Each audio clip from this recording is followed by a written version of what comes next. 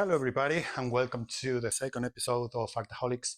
I'm Splesser, I'm a digital designer, and today in this episode, we got an artist who also defined herself as an entrepreneur, as she just mix the photo that she makes in the wildlife. She mixed it with cloth, and also she got her own clothing brand.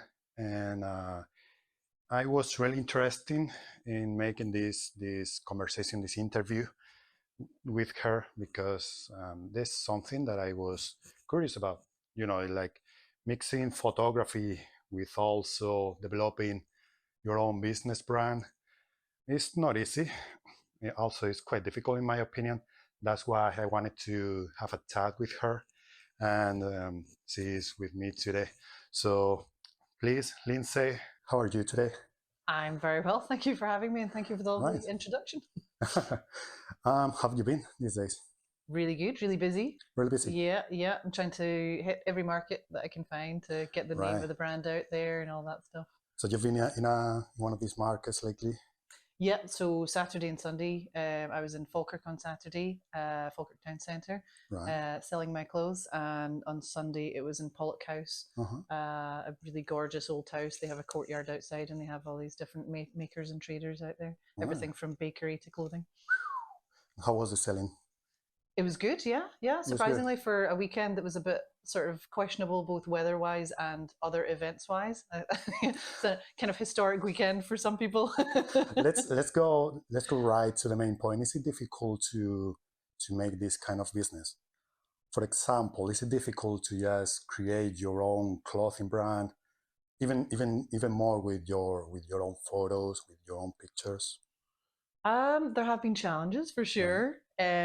Fortunately, I don't physically make the clothes myself. I am the designer of the print that goes onto them or the embroidery. Mm-hmm. So the clothes are made by a really sustainable, really well-known clothing brand that Mm-hmm. people feel confident is really good quality, and they're Mm-hmm. Fair Wear certified. So you know that Right. they're audited to ensure that the workers are well looked after and that kind of thing.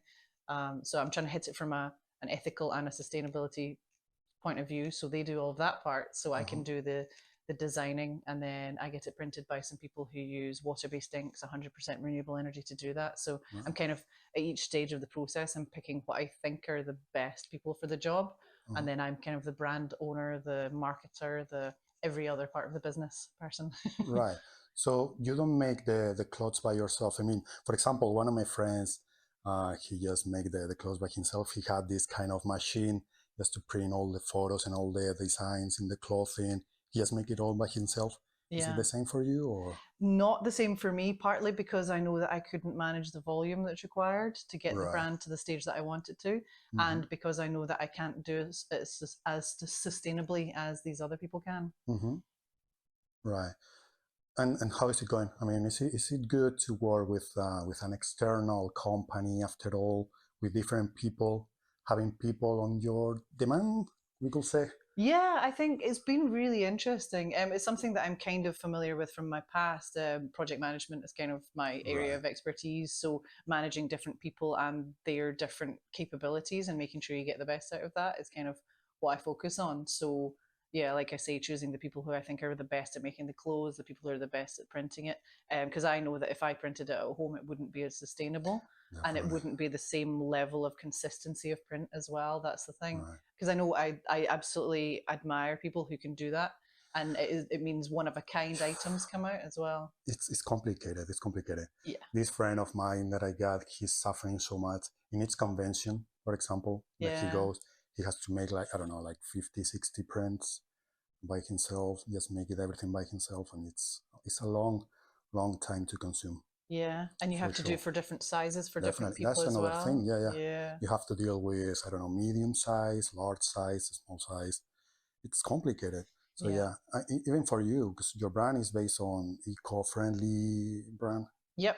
So I think these kind of clothes are even more expensive Oh yeah. to make. And that's part of the reason that I started doing this in the first place, and the reason that I outsource the clothing part of it is that it means that the price is something that's a little bit more affordable. I think I saw the reason I started was I saw a lot of people complaining about the cost of sustainable clothing. Mm-hmm. They're going, this is a plain white t-shirt and it's costing me £70. Why? Yeah. So I was trying to get to a price that people could afford as a treat to themselves. I mean, it's still not fast fashion price because I don't think anything should be. Right. So, you know, £25 for a t-shirt that you love and you'll wear all the time that will last because it's good quality. Mm-hmm. I think that's a reasonable price that people are willing to pay. And so far that's been proven. So for the people who don't know about these kind of things, what is exactly eco-friendly clothes? Like it's sustainable for the environment, or is it more, what is it about? So I'm Exactly. trying to do it as well as I can. So I've chosen clothing that is made from materials that are considered sustainable. So rather than normal cotton, I would go for organic cotton because the significant reduction in amount of water that's used, the lack of pollution that's caused during the process, all of those things are positive, and there's a benefit of plant diversity as well.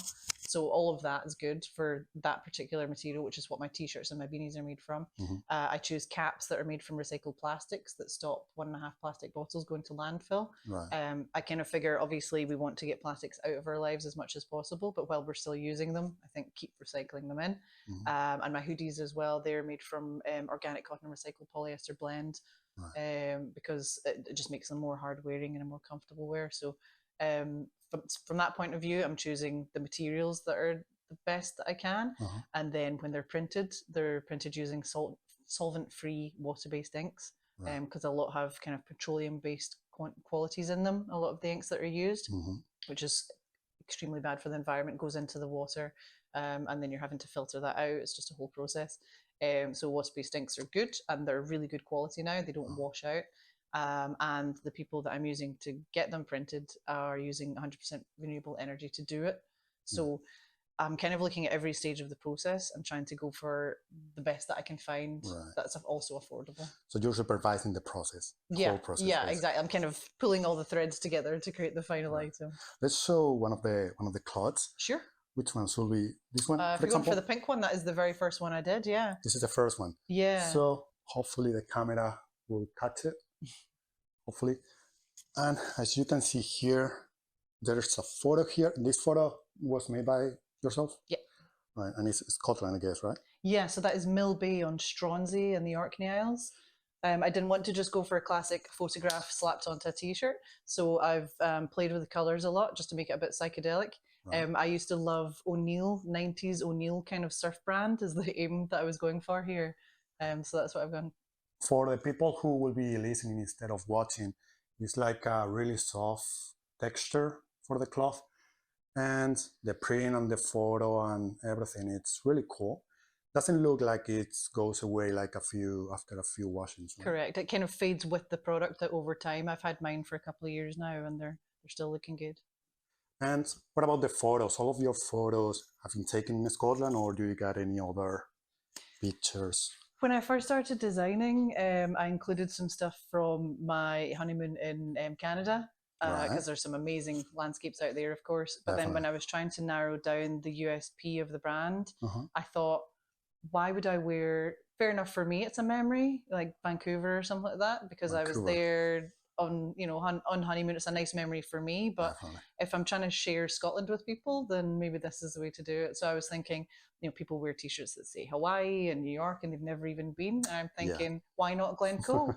Why not Orkney? Well, yeah, it's more different, I guess. I mean, I guess the typical thing to show is like you said, New York, London, even Paris. But showing Scotland, which is the place that you're living in, I think it's something nice to show. Feels like a gap in the market almost. Yeah. And it's people interested in this kind of picture from this country, from Scotland. Where are the buyers from? I mean, most of them. That's a good question. A lot of Scottish people get really excited about the concept, and they say, oh yeah, I go up to, so this one's Glencoe, the road to Glencoe, and they've climbed Buchalette of Moor, this hill on the left. So they get really excited about that, and it's a nice memory for themselves or for a friend that they went with. Right. So there's that kind of group, which is a really big group. I also have quite a lot of Americans get excited about it. Americans. So if they're over for traveling. So the convention that we went to, there were some American tourists. They were actually visiting to potentially go to school here, Uh-huh. and they were thinking, "Oh yeah, that's really cool. I'll take back a bit of Scotland with me." Right. And then the final kind of group that I've found is people who have family who've moved to other countries. So I Right. know that some of my T-shirts are now in New Zealand and Canada and America Right. because people want to have a little bit of Scotland with them, and they can wear it and tell people where that's from. How does that make you feel? Like seeing somebody just wearing your shirts from your brand? That's my favorite part of it for That's it. sure. My kind of when I started this, my aim in my head when I thought what's an achievement that a sort of possible achievement that I would like to target. One of them was seeing somebody Uh-huh. that I didn't know, not a family member or a friend, just walking down the street or something, wearing one of my pieces of clothing. And that happened last week. I saw somebody in a shop who was Right. wearing my hoodie, and I just thought that's perfect. That's I can stop now. um, so I guess it's a worth it business, right? It I feels mean, like I guess it's painful at first, but with time, it's worth it. I hope Hopefully, so. Yeah, hopefully. I mean, I'm enjoying the journey for sure, and I enjoy the selling part. I enjoy the talking about it part. It feels like it has potential to grow. It feels like something that could be in a shop with other brands and be in Mm-hmm. a collection of its own. Right. It's just trying to get to that stage. So for the people who don't know, she's been in an awards. Like how long ago? That was the week before last, I think. Right. Yeah. What was this awards about? It's the Startup Awards. So it's for entrepreneurs who've launched a business Right. within the past 3 years. Mm-hmm. And I was down for two categories within that. So the Rebel startup category and the online retail, because Right. I've got my online website that I sell from as well as at markets. So we got through to the final. So we went to the glittering event in Glasgow.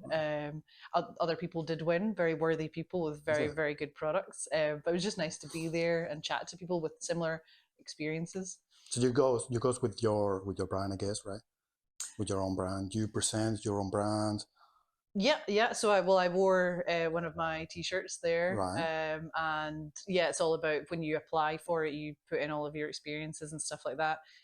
But because it's just me, I don't have a company. I can Right. take whoever I want to these things. So I took my cousin to this one. She's a talented website designer, so I brought her along to it to experience. And the rest of the people, they were also going with clothing brands, or they were going with different. So many different types of companies. So you had Wow. people who were selling spices from Uh-huh. Zanzibar. You had people who were kind of social enterprises Uh-huh. working with mental health in men.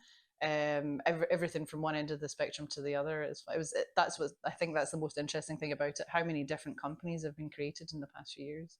Oh. And who won the first position?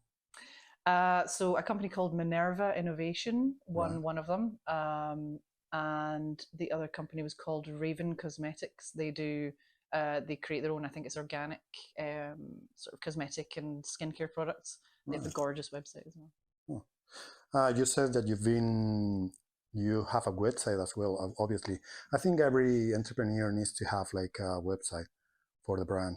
And where have you seen more sales? Through the conventions or through the website? Definitely the conventions and markets. Yes, Yeah, yeah, because yeah. maybe you would feel the same if you look online at Yes. a t-shirt, you're Mm, like, I don't know how good quality that's going to be, I need to see that. And definitely. like you say, when you feel it, you go, oh, that's a nice soft Mm, material. So yeah, I just need people to touch and feel before they mm. can buy. So no, you will not recommend websites for selling, or just have the website, but maybe um, not give so much time to grow marketing stuff in the website. I would completely agree with you that it's pretty much essential to have a website of some variety, Right. somewhere to direct people once they've seen you. Uh-huh. Because what is it, 7 to 10 touch points you need with somebody before they're likely to spend money with you. Uh-huh. So the more times you can kind of touch them, either with them looking at your website, looking at a leaflet that you've provided, turning up at a market, all of these things just give you more and more legitimacy. And the more times they see you, the more likely they are to buy. So, and potentially they might come to a convention or a market and say, oh, I don't have money with me, or oh, that's a really good idea, but I'll get it later. So okay, take a leaflet. I've got a QR code at my stalls that I use, and people can scan that and get a free shipping code. So then they can go onto the website later and order that way. So I do see after events that my online sales will increase, but I couldn't rely on just that. Right. I'm curious about something that I wanted to ask you. Do you have any criteria, any methods that you follow, any steps whenever you choose your pictures? Whenever you have like a bunch of pictures, for example, in my case, because sometimes I try to be a photographer as well. But yeah, when you make like a lot of pictures and you have to choose the best one, how do you choose the best one? Okay, very good question, and quite a hard thing to answer. There were a lot of the photos that I've taken that just don't work. Right. So the background of the t-shirt that I want to use. So for example, this one, the grays kind of work well with the sky, and it's all about kind of finding the right colors for the right garment. And I'm obviously kind of limited with the colors that the garments come in. Don't come in every single color under the sun. So that's my kind of starting point of what garment do I want to add to the collection, what fits within the brand and the collection that I have. And then it's what photos do I have that I think showcase a part of Scotland that hasn't been showcased enough in my stuff so far. So you follow like a pattern or something? For example, you're more into landscapes and nature, this kind of art. Yep. So I guess you follow like, for example, color schedule or something like that, or you just move into. I stay pretty flexible because I want to have a range that suits lots of different people and different things appeal to different people. I stay really flexible on that. And so, for example, I do the landscapes, but also if I pull out this one, just mess your pile up. She also made cups. Yeah, so that's embroidered as well. So, for example, this T-shirt, this one has the Duke of Wellington on it. Yeah, that's in Glasgow, right? Yeah. So it's a bit of a classic Glaswegian view. True. And so I could have chosen, the armadillo or the big crane, but this feels like the most iconic thing in Glasgow.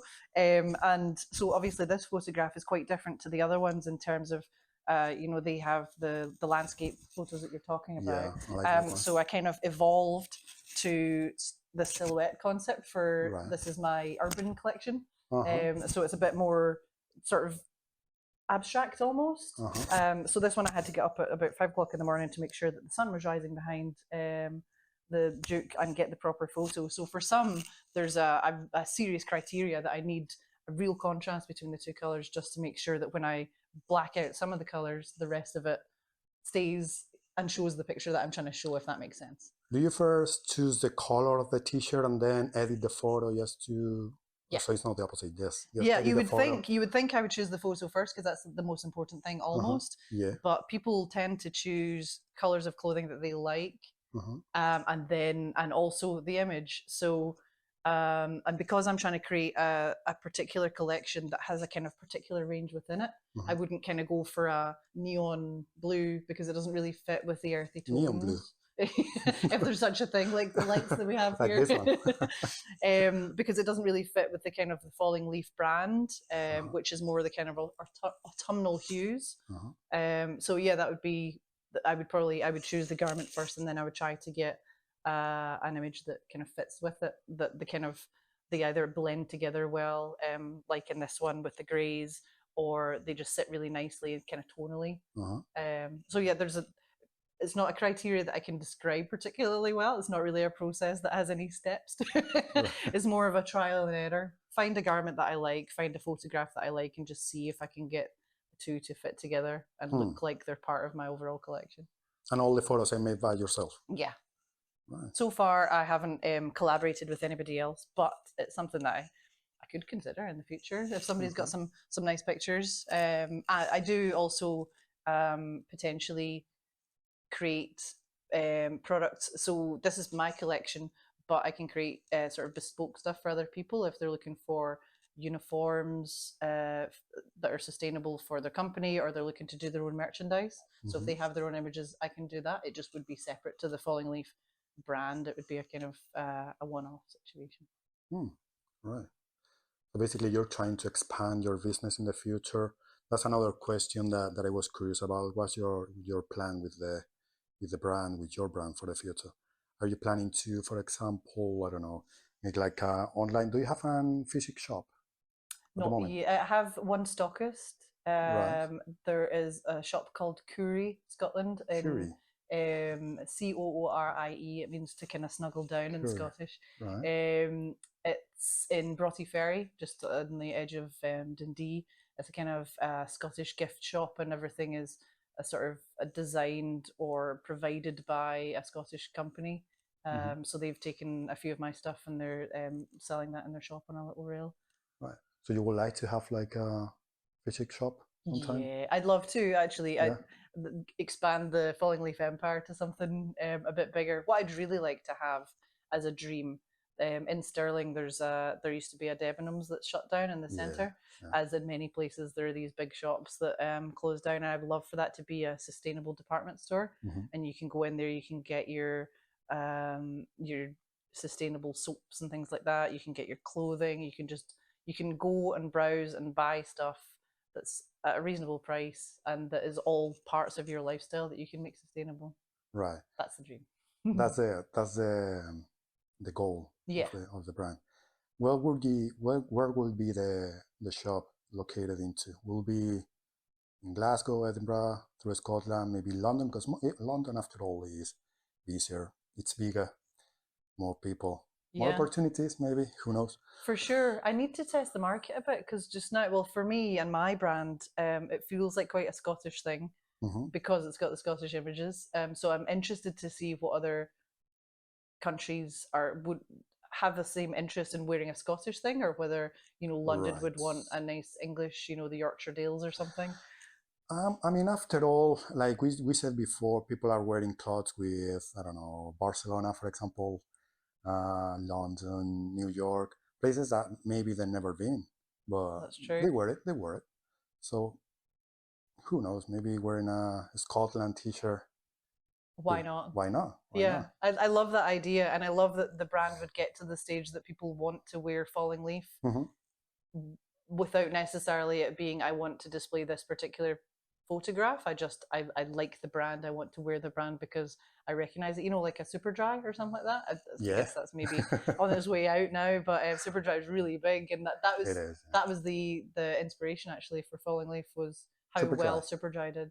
Right, because Super Dry, they also make this kind of clothes as well. They are in the kind of streetwear sector, I guess. A lot of Right. their stuff is hoodies and t-shirts. And from what I understand, Mm-hmm. I'm probably shortening the history quite a lot, but they just took Japanese symbols or Right. writing that they Sure. liked, Yeah. not necessarily ones that meant anything specific. It was just aesthetically pleasing on the Yeah. clothing, and it just went so popular so quickly. Everybody was wearing a Superdry hoodie, and they Yeah, didn't even know what it said. I've seen they're selling like big coats or Yeah. something like that, just for the rain or even for the snow, something like that. Are you Yeah. planning to make this kind of clothes as well? Like big coats, like It would be a great idea. I'll need to do a lot of research into sustainable clothing. So I do a gilet, like a body warmer thing. mm-hmm. It's got an insulation in it that's made from recycled plastics. Right. And the outer is recycled plastics as well. So if I could find something along those lines that's equally as sustainably made, or as sustainably made as can be possible, then yeah, I would definitely go down that route. So who knows, right? Who knows? Who knows exactly? Who knows? Favorite part of Scotland to go camping? Ooh, okay. Let's jump into something more, I don't know, more soft. Yeah, less businesslike. I immediately just think Glencoe every time. Glencoe. Yeah, the trouble is there are certain times of the year you don't want to go to Glencoe because it's got the midgies, it's got a lot of other people there at the same time. So if you're looking for something a little bit quieter, you could probably get into the Cairngorms and just kind of head off into the roads. There are so lovely and winding. I motorbike, so I would stick the tent on the back of the motorbike, and then you just go off on these winding roads. So we don't kind of choose to get there as quickly as possible. It's more the journey. Right. So yeah, I would probably choose somewhere, maybe the Cairngorms, because they've got really good quality roads as well. What about the sky? The Isle of Skye. That's another good shout for I sure. love it. I Yeah, love it. I love yeah. Isle of Skye. But I what's was your favorite part? I was there like a couple of months ago. What was it? I always remember going right on the coast where you can see right the cliff, and then you Oh, can see the nice. whole sea. It was beautiful. It was Hmm. beautiful. I love it.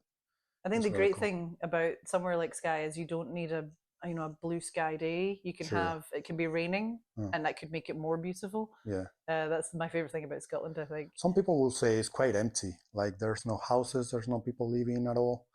But I think that's the point of these kind of places.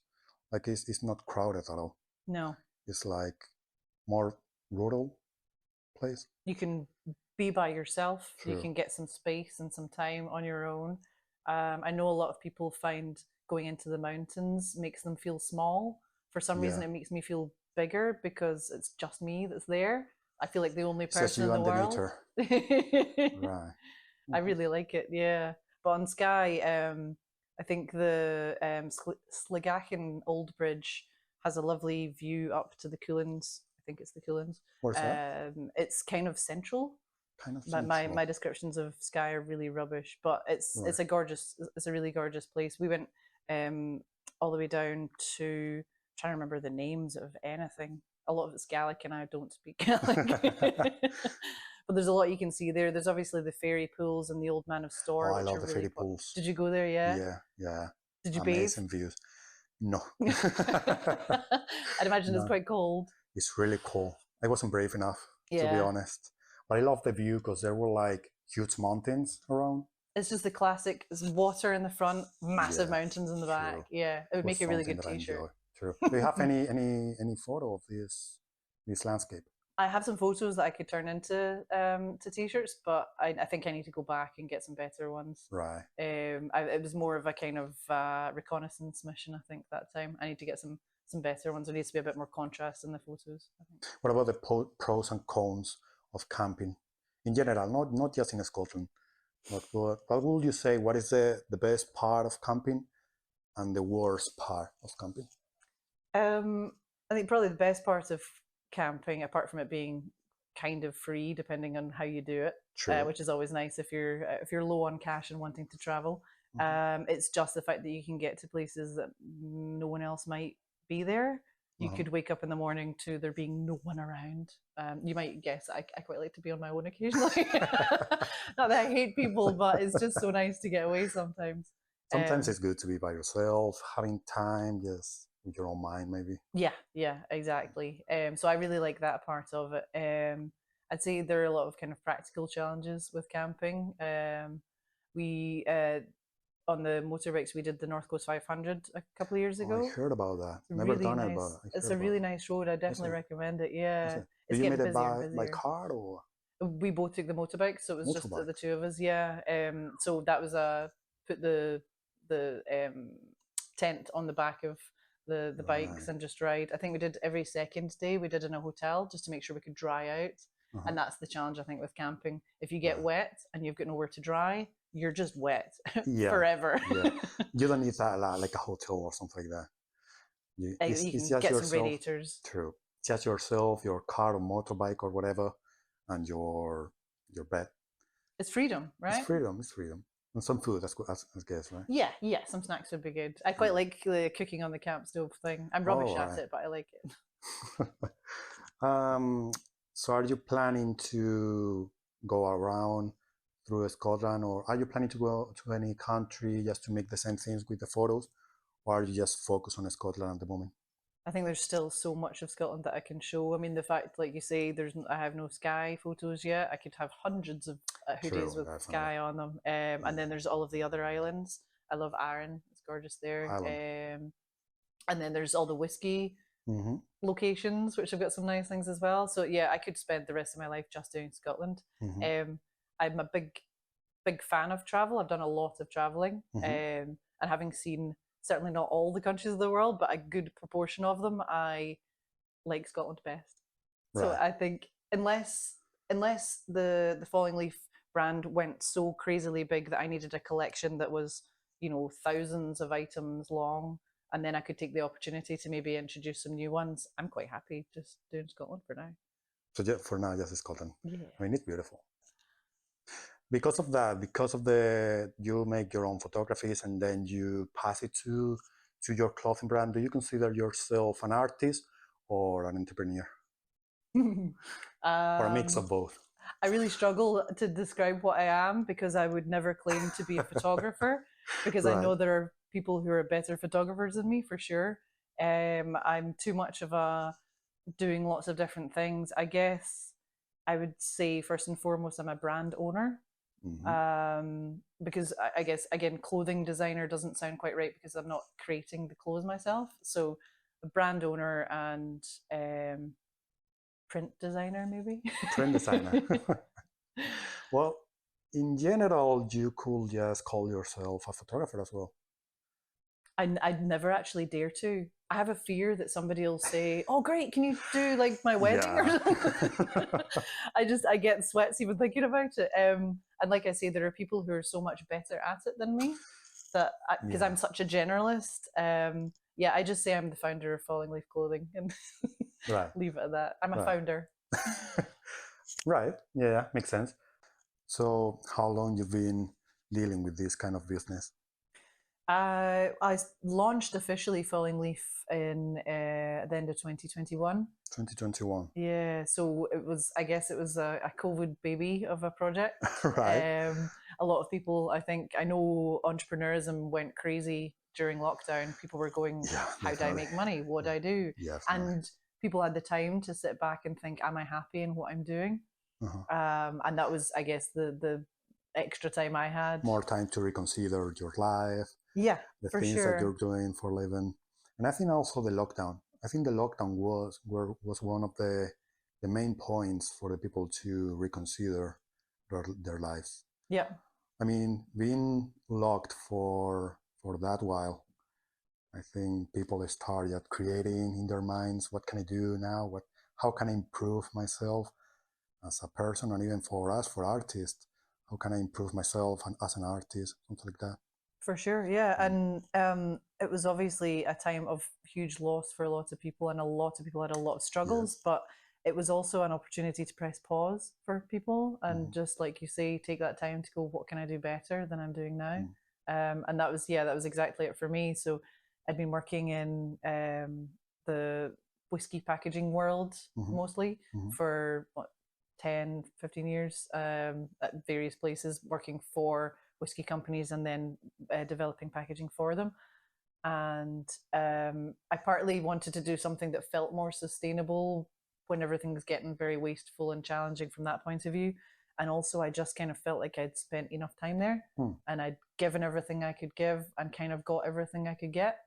So I was looking for other challenges, and originally I thought I'll just create it as a side hustle. It'll just be, a kind of hobby. And then I entered a competition called The Heat, which was run, I think, by Business Gateway for the Central Belt of Scotland, and it was, or the Forth Valley, I think, was specifically, and I got fourth place in that just with the designs that I'd done. So the pink T-shirt we were looking at earlier, and a couple of other designs. I just showed them those and explained my concept. And there was a first, second, and third prize, but they created a fourth one for me because they loved the design so much and they were really keen to get it to launch. So they've been really supportive, and just that little enthusiasm from them was enough to make me go, well, why not? Why not just try it? Spoke to my husband, and he said, with some serious tightening of our belts and some really hard work in sort of lots of part-time extra jobs to keep me going, we could manage to try this and see. So yeah, I got a bunch of stuff made, and then I created the website, and then realized nobody just comes to a website and buys. So then I had to go to all the markets, and that's how it sort of snowballed without me feeling like I was pushing growing, it. bringing everything. Yeah. So the main point was just trying to overpass yourself. Yeah. Trying to get something new. Have you done something like this before starting this brand? Never.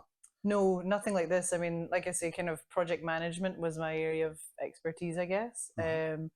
So I understand the development of a product. I have the experience of that. Yeah. I've seen a lot of really talented brand managers, mainly of whiskies, Yeah. do their thing and share the amazingness of whiskey and Scotland to the world. And I've taken kind of hints of different people that I like and put that into what I'm trying to do.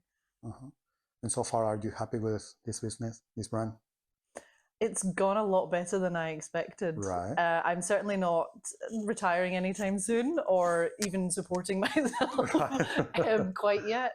But I'm really happy with how it's going. I think the reception that I've had from people and the enthusiasm has been really, that's what's inspired me to keep going. So will you recommend for anybody, if anybody is just trying to develop a business or something like that, based on a clothing brand, for example, would you tell the people just to give a try or just well, it's a really saturated industry. There are so many brands out there already. Right. So I would say if you have something that feels different, and when you tell people, they go, "I hadn't thought of that. That's cool," or I'd want that. That's stage one of it potentially being a good idea. It's just making sure that you have something that's a bit different. And my thing is that it's Scottish. It's designed in Scotland. It's made as sustainably as it can be, and it shows off Scotland, which I've not seen anything else that does that. I mean, sure, you can buy T-shirts that have a photograph of Scotland in them, but this sort of collection that is the main aim of it. I haven't seen that before. So yeah, it's just making sure you have that little twist, which I didn't originally have. Like I say, I was doing Canada. I was just trying all sorts. Yeah. So I had to hone it down to make sure that there was a little space for me to squeeze into. What will be the advice that you will tell anybody who is starting with a startup, for example? Like in your case, that when you start, what advice would you give to the people? I think one of the biggest things for me is I'm kind of naturally a little bit introverted. I don't always kind of sing my own praises or sort of go to speak to people that I probably should do and kind of get myself out there. And this I need to do. I need to get myself out there. So my kind of rule for the first year of business was say yes as much as possible, not necessarily to absolutely everything, but just keep saying yes if people ask you to do stuff. Right. And some of it will hit, some of it will fail, but it's getting you out there. It's the first step. It's you're just trying lots of different things till you pick the one that works best. Now I'm at the stage where I can kind of spot the good opportunity and the bad one, but that's only because I've been through the process of saying yes to everything. Every market that's available. Yeah, let's give it a go once. Let's see what happens. Right. Can you tell us any good and bad things that happens to you at the beginning when you start? Ooh, so well, I guess with I guess the money, definitely, right? Because at first, just developing a company, developing a business, it's really expensive. You have to put a lot of money, put a lot of effort with it. Yeah, you need a lot of capital just to get going and to kind of push that first step forward. So going to the markets and hoping I had enough stock. I sold out immediately of the bigger sizes, which I was kind of unprepared for. So my extra larges were all gone. People were asking for 2XL, 3XL. So I had to replace orders when I was thinking of, I wanted to create my new designs, but my old ones were the wrong sizes were selling out. So I had to buy more of those. So like you say, just the balance of money is really challenging. Right. I guess there was one point. So when I decided I was going to do markets and these events, as well as having the website, I booked a lot at once. And then I started to see stuff on Facebook about events that had been created, charged for. So people had paid money to go, but the events didn't exist. It was just a scam. So these small businesses were getting really excited about, there's this event I'm going to go to. I'm going to sell my stuff. I'll pay £100 to be there. The £100 disappears. There's nothing there. Oh, wow. And I was thinking, so at this point, I'd maybe booked 15 events. I'm thinking, Definitely. that's a lot of money that could disappear if I've got this wrong. That never happens to you. It never happened to me. And I don't Right. know. I tried to do some due diligence, make sure I knew who the people were who were organizing it. But I was so new that I didn't know, I couldn't check everything. Right. So there was a strong possibility. So I was just prepared to kind of lose £200-300 just in failure to be clever. Well, but fortunately, they all went ahead. I guess that's not really encouraged for the people. Yeah. But No. just let the people. Yes, obviously they need to be aware that where they put the money, what they're making with the money. Yeah, it's just about being careful, double checking. And I think the learning of that was I was prepared to be proven wrong. I was prepared for something to go wrong, for me to lose that money, and to just kind of accept it. So then when I went to an event and I didn't sell as much as I hoped to, I kind of thought, well, at least the event happened. You know, at least I didn't put that money in and nothing happened. True. So I think that the learning there for me was that things can go wrong, will go wrong, and it's just part of the whole process. You will learn from something from it, for sure. Learning from the bad experience. Always. I mean, can you imagine if your life was entirely happy? How boring that would be. You wouldn't even be able to realize you were happy because that's the only feeling you'd ever had. You need the bad to emphasize the good. One last question that I'm curious about. How do you see the fashion in terms of people wearing these clothes nowadays? In terms of trends, how do I see it going? Yeah. Well, people are definitely looking for more sustainable clothing, which is a good sign. Right. I think just now I'm seeing things going much more casual. A lot of the big events, your Coachella, your that kind of thing. Yeah. People are just, you'll turn up in some shredded jeans, that's fine. Going comfy. Yeah, yeah, totally. So that I think the more formal wear, it's definitely not died out because these things will cycle back. But just now things are really casual and comfortable. Women's clothing's a lot looser. So I'm kind of riding that wave because my stuff kind of suits that really well. But I think there'll become a point where people want to dress up again. True. They miss the smartness, the kind of the event feel of getting dressed for a night out. So then things will start to get a lot smarter. So I'll need to be prepared for that and think what to do to fit with that. So far it's going good. I think so. I think so. Okay, so guys, if you want to check this clothing brand that we've been talking today, it's really lovely. You can just check here. There's like a cup with a family leaf clothing brand, and also we show. Oh, that's a jumper. Yeah. So yeah, that's a so jumper. A hoodie. The hoodie as well. Like I said before, it's really comfy. It's really soft in the interior. What's this material about? It's a blend of organic cotton and recycled polyester. Right. It's kind of fleecy inside feel to it. Yeah. It looks really warm as well. Yeah. It looks really warm. It's really comfy, and the photos that we had here is really amazing. So definitely, if you want to check and if you want to have a look at it, I will just put all the links on the description.